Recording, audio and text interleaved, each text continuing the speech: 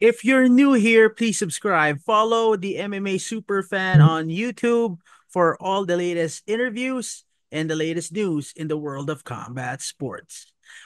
What's up, my fellow MMA super fans? My name is Nisi Kashan, and today we are joined by a man who needs no introduction. He is the number three ranked flyweight MMA contender in one championship. Let's all welcome back to the program, Mr. Danny, the King Kingad.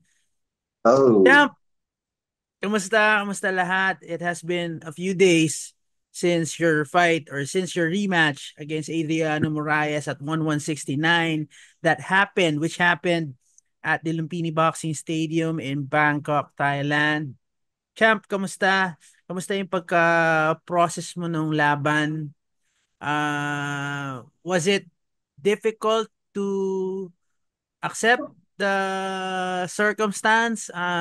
Syempre, kung ako ang titingin, parang he just capitalized on one mistake. And that oh, mistake is very similar to very similar to what Yuya Wakamatsu did 2 years ago nung naglaban mm, sila ni Adriano Moraes. Very similar. Pero pag-usapan muna natin yung process. Obviously, when he got the top, kitang-kita ko yung frustration mo eh. And sa tagal na nating magkakilala, Danny, bibihira kita makita mo frustrate. Yun yung totoo eh. Pero paano mo siya prinoseso after that fight and also accepting the reality na si Adriano Moraes yung nanalo sa rematch niyo? kaya accepting the fight na siya yung nanalo. Mm. Lucky. Pero siya, dahil nakuha niya ako, pag di nasubmit niya ako, pag hindi niya ako nasubmit, ay, tapos that time. Ah. Kaya, kaya it's a lesson learned again. So So that, is it safe to say ba, Danny, na you feel ngayon na during that fight, during that sequence na lamang ka? oo, naisip ko yun na lamang talaga that fight kasi Mm, sa mm. fight Ah, lang naman siya, naka-takedown lang naman siya, pero sa control, na-control ko ah, naman siya. mm, Eh, striking, mas madami naman yung tama natin kaysa sa kanya. ah, ah, Eh, and yun, alam kong lamang ako doon. Tapos, mm. luckily, ayun nga, nakakuha niya talaga. Nag-guillotine. Malaking factor ba yung pag rest yung brief pause because of the accidental low blow in the second round. Sa ikaw we want to pick your mind regarding that eh. Kasi parang nakasagabal dun sa momentum eh.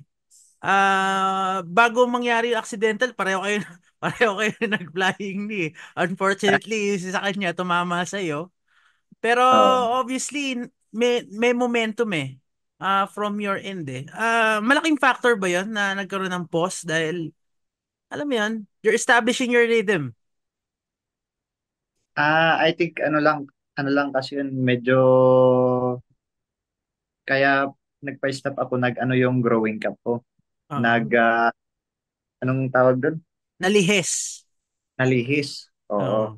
Pero, pero hindi tumama talaga sa, Mm. Mm. mismong growing. Ah. Ah. Nag-lead, kaya inayos ko lang. Ah. And I think, walang factor doon kasi Mm. short time lang naman. Ah. Ah. Uh, Danny, pag-usapan natin yung preparation dito kasi it's obvious na you came in there well prepared. Alam mo yung gagawin niya, ibang-iba dun sa unang laban at ibang-iba sa performance mo dun sa una mong rematch kay Yuya Wakamatsu earlier this year. This is a different Danny. Well, actually, kung ako ang mag-iisip, parang it's a vintage form of Danny Kingad. Kasi prepared ka eh. Stand up. ground game, andun lahat eh.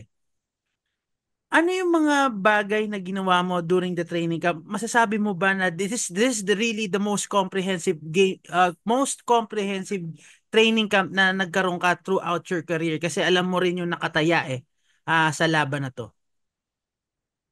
Oo, kaya ito yung ano, most na training camp ko, most na maganda. Mm, Then longer pa yung time ng mm, preparation. mm, Magandang training camp, tapos hindi lang training camp yung mga sa training ko, mm, lang tumulong, and ito yung pinaka memorable na training camp kasi mm. lahat tumulong sa akin. And Wala speaking akong of mm, and speaking of tumulong, Danny, talagang makikita mo yung tumulong kasi doon pa lang sa entourage mo, star-studded na kasi nandun lahat ng kakailanganin mong boses to guide you eh. Edward ah, Folayang, buddy mong si Joshua Pasio na still nursing an ACL injury pero still lumipad pa rin sa Bangkok para suportahan ka. Plus, Professor Gibran Lagbayan na kung papanoorin mo ulit yung footage, talagang dinig na dinig si Prof. Gib. Ah, throughout the fight, talagang giving instructions. Ah, masasabi mo ba talaga na this is the best camp that you ever had in your career? This is the most solid team na dinala mo sa isang laban. Talagang you came into that fight to win. ito talaga yung pinaka-memorable ko kasi andun sila palagi eh. Ah, And complete yung camp ko. Kompleto mm, yung training ko. mm, And kahit sa training din. And paglipad, kompleto din kami. mm. So, ayun nga, yung sabi ko nga na, ano, na isang pagkakamali lang talaga. Ah, ah, Para test nga eh. ah, Checkmate ka agad. ah. Ayan. Danny, so far, kunyari, babigyan natin ng percentage yung kabuuan ng game plan. Nasaan ka? Sa execution, nasa 90%, 80%. Ah, yung inexpect nyo ba from Adriano Moraes, yun din yung lumabas ba sa laban?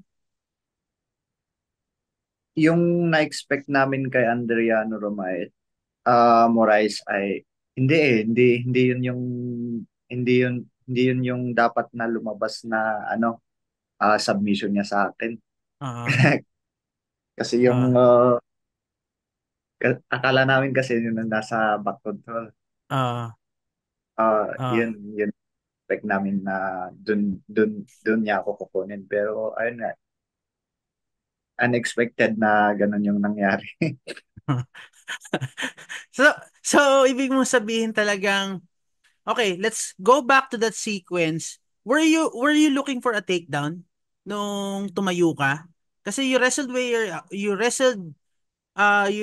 you went back to your feet tapos biglang nagulat kami, tumulak kang ganun. Ano ba yan, medyo natakot ako doon kasi same sequence siya nung kay Ah, Yuya Wakamatsu in 2022. Then talagang hindi rin ako nagkamali na talagang fish ng guillotine choke. Ayun nga, na-execute niya. ah, yun. Nung first round, naramdaman ko yung katawan niya. Ah, Naramdaman ko yung katawan niya na kayang-kaya ko pala sa takedown to.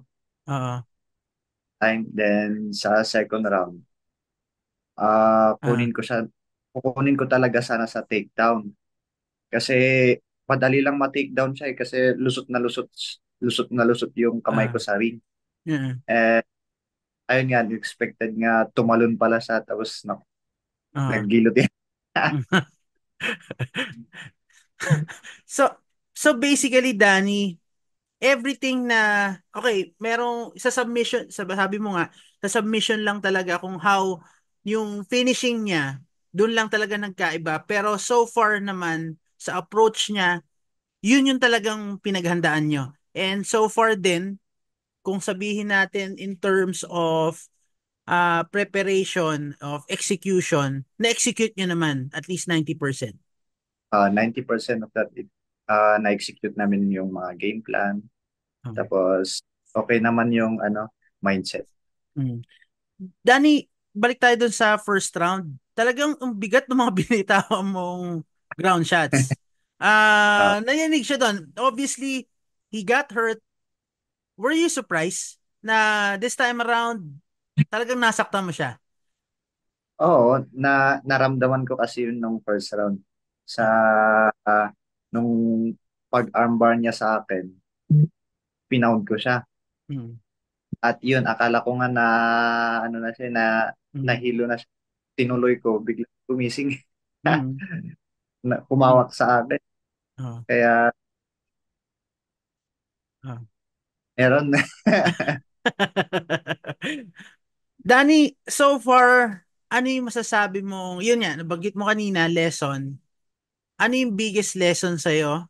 Dahil tulad din ng sinasabi ni Joshua dun sa rematch niya with Jared Brooks, it was, kung if he would describe it, perfect game plan and sa tono ng paano mo rin siya dinidescribe, parang it was a perfect training camp heading to this Hmm. fight. Unfortunately, the result didn't favor you. Diba? It didn't go into your favor. Pero ano yung regrets? Ano yung lessons na kung hihimayin lang natin na would help you in your next campaign? Ah, madaming lessons for my next camp na or next fight. Dami kong natutunan. Mm. First, how to recover your body. Mm. Yun, yun yung una, yun yung tinuro ni Joshua sa akin sa Oh. recovery. Mm. Talagang, in, at that time, hindi talaga ako bloated eh. Mm. Hindi ako bloated, magaan yung pakiramdam ko. Ang ganda Mm. talaga. Pati Mm. sa warm-up ko, Mm. Mm. mas Mm. napagod nga ako sa warm-up kaysa sa laban. Ah. Actually, maraming ang concern kasi para daw hindi ka daw excited nang pumasok ka sa loob ng ring. Sabi ko, Uh, ganyan lang talaga yung demeanor ni Danny. Sabi ko, sobrang ano lang talaga yun, tahimik. Actually, sa mga hindi nga nakakaalam, nung tumawag ako pa yung malungkot eh. Nung tumawag ako sa'yo, pagdating ko sa'yo, nakasmile ka kaagad after the fight. So, yan lang po talaga yung demeanor ng isang Danny King. And how about regrets, Danny? Obviously, syempre, going for that takedown, isang regret na yon. Pero, yun lang ba yung regret na ginawa mo in the entire fight? Or do you feel na sa round 1 pa lang, kung may ginawa ka, hindi na kayo umabot sa situation na yun? I think sa regret, yun lang naman eh, yung sa Mm. takedown. Sa takedown Mm. lang naman Ah, na mali lang. mm. Okay. Danny, ah ang pinag-uusapan ngayon is rebuilding yourself. Marami na akong nakausap regarding this na sabi ko, hindi hindi concern for Danny Kingad to bounce back. Kasi 29 years old, malayo pa ang tatakbuhin. I still believe you still believe you haven't reached your prime as a mixed martial artist. You're getting there. We saw a better version of you. Yung versatility is there. Pero ikaw ba, paano mo, kung ikaw yung masusunod, how would you like to map out yung plan for redemption? Kasi back-to-back losses, ito talagang if medyo heartbreaking to dahil if we're going to look back, ano ka, lamang na lamang ka. Ah, Oo. Ikaw kung paano mo pinaplano, may gusto ka bang kalabanin? Ano ang nasabi sa ng One Championship after the fight? May plano ba sila sa iyo heading into 2025? Paano mo gusto mabawi yung sarili mo? Ah, wala pa namang sinasabi yung one sa akin. So,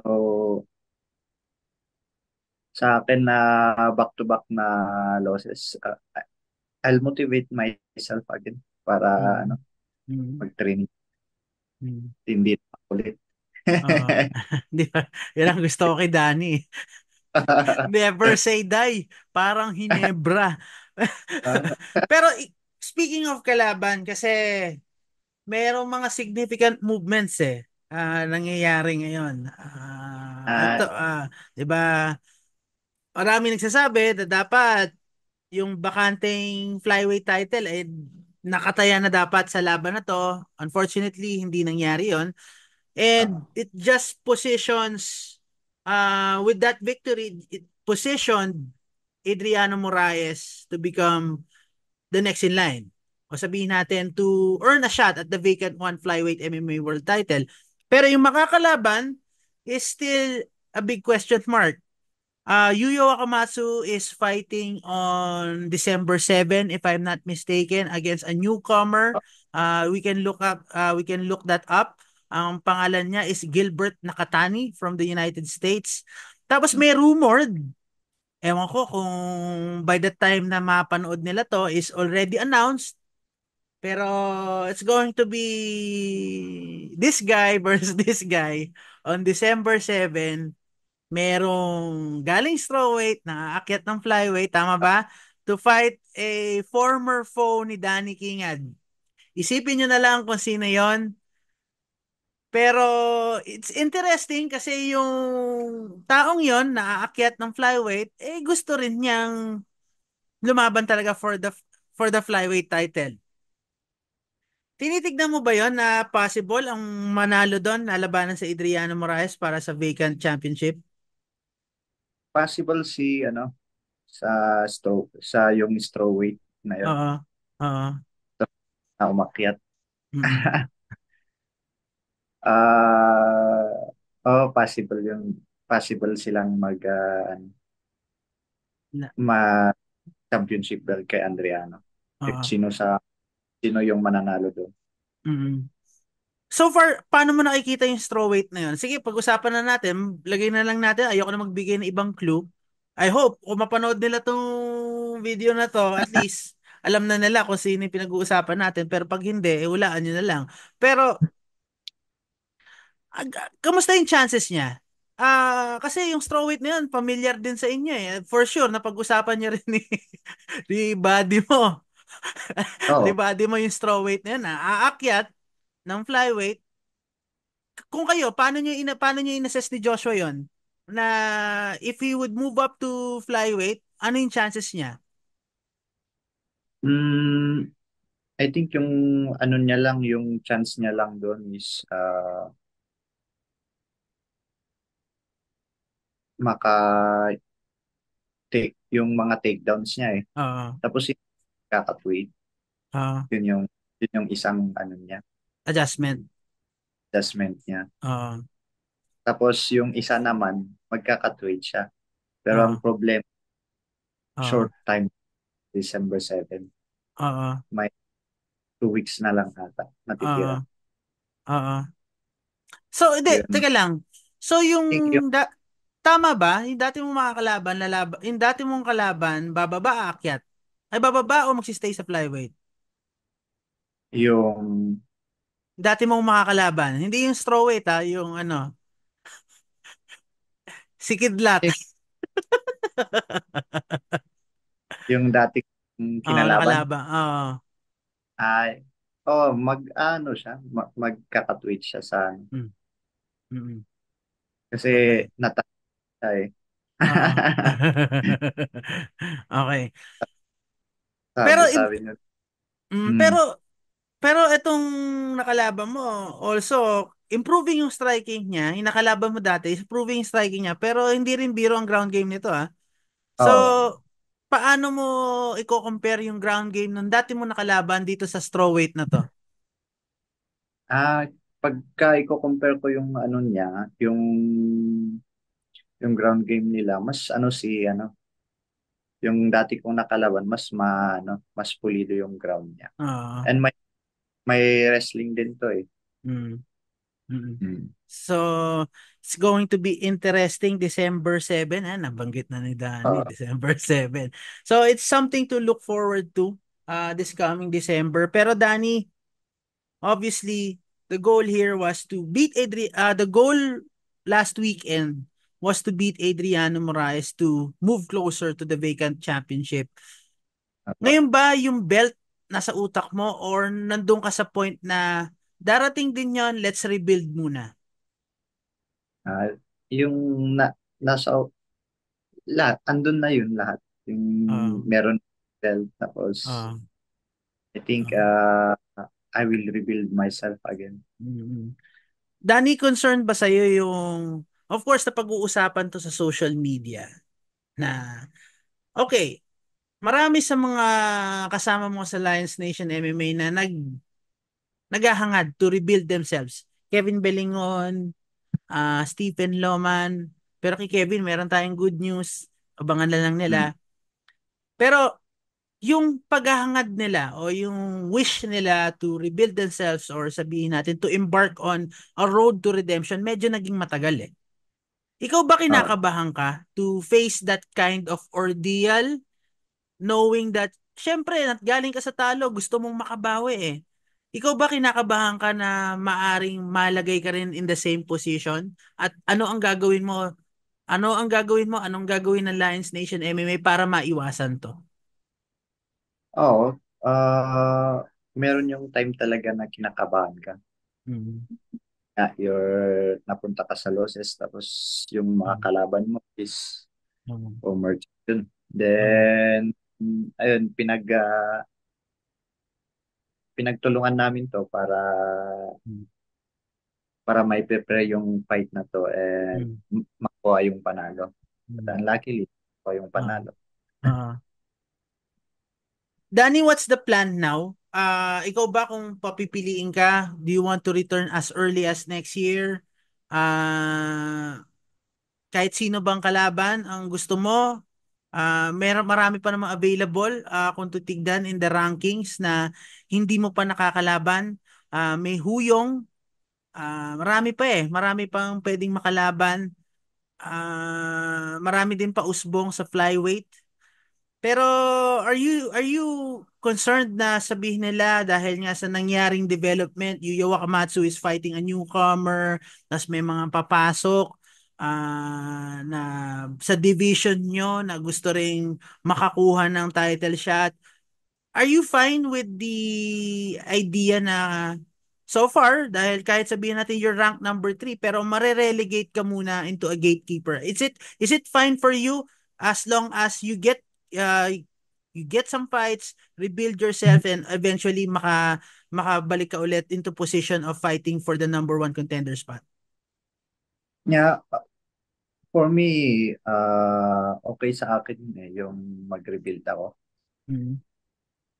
I think kung sino man yung itatapat sa akin, Mm. kasi madami tayo with yan, kung sino yung Mm. ibibigay sa akin, Mm. I will I will fight Mm. Yan. para para i-rebuild ko ulit yung sarili. Mm.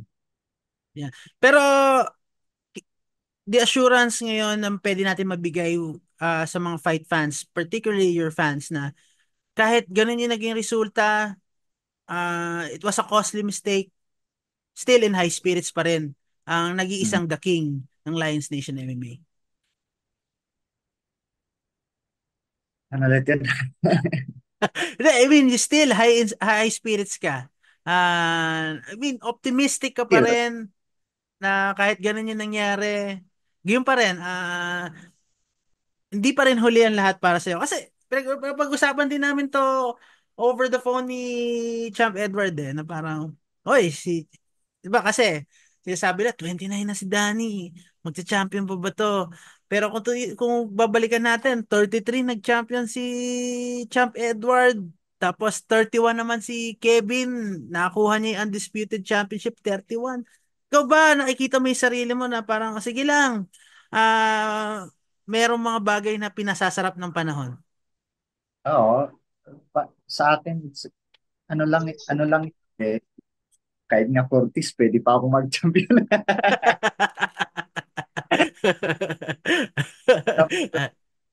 Time na yung not our time na sabi nila na Oo. as you rebuild yourself and Oo. yung confidence mo Mm. ay gusto mong maging isang champion. Mm. Mm. Mm. Ayun yung binibuild ko doon yung confidence ko and of course yung pagka-warrior ng taga Mm. dito. Mm. and just move forward. Yeah. Yan ang gusto ko. Danny, before we let you go, baka merong ang gustong pasalamatan. We'll give you the floor. Alam ko mahaba-haba yan na gusto mong pasalamatan. Danny, Hindi take it lang. away. Okay, sa mga sa mga tumulong, sa mga sponsors, di natin man nako yung panalo pero I'll do my best for the next fight. And thank you so much sa lahat na tinulong nyo. Prayers, of course, the fan. Thank you so much sa inyo and my teammate and of course my family. Salamat Yeah. sa inyo. Yan. Ang family. Yan. Kaya tagal niya inintay. Anyway, Danny, as always, it's an honor and a privilege talking to you, at least to pick your mind regarding your last fight. And lagi naman, we wish you nothing but the best. And we hope to see you back in the win column very soon. Thank you. Yeah. That's it for all of us here on the MMA Superfan. Don't forget to like, share, and subscribe. And also hit the notification bell to stay up to date with all the latest content from the MMA Superfan. Again, I'm Nisi Casiano with the King, Danny King. And the next time.